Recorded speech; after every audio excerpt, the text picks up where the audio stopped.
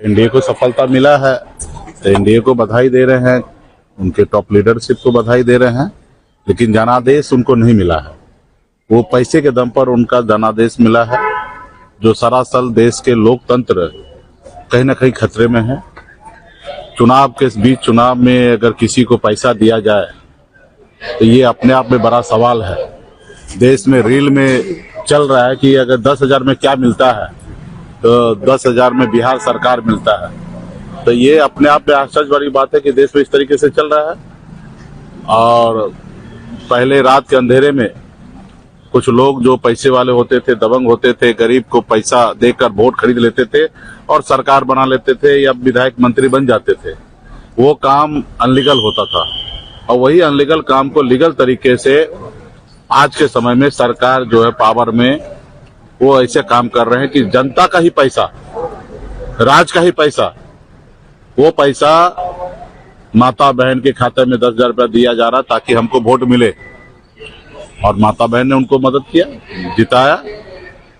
युवा, देश के राज्य के जितने भी युवा है वो महागठबंधन के साथ था, इसलिए हमारे पास 38-39% वोट है।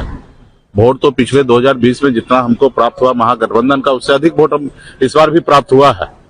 लेकिन उसमें वोट का पैटर्न में जो है, जो युवा जो था वो नौकरी लेने के लिए, रोजगार के लिए हमारे साथ खड़ा रहा।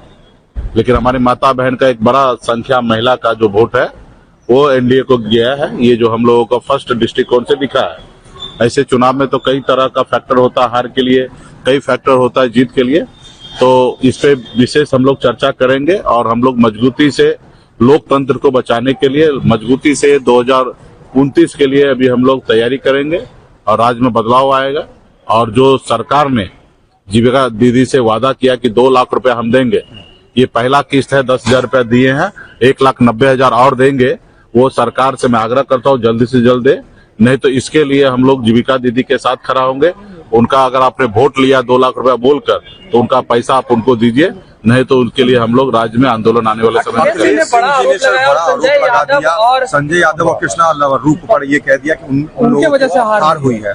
नहीं, देखिए, ये तो अभी वो ना 3 में थे ना 13 में थे। वो उनको दुख है कि हम उस सिस्टम का हिस्सा नहीं थे, इसलिए उन्होंने किसी न किसी के ऊपर आरोप लगाए हैं, जबकि सच्चाई नहीं है। अगर आरोप लगाना तो खुद के भी गिरेबान में लोगों को झांकना चाहिए। गलती सबका है, हार सबका है। जीत होता तो सबका जीत होता, जनता का भी जीत होता। हार है तो सबका हार है।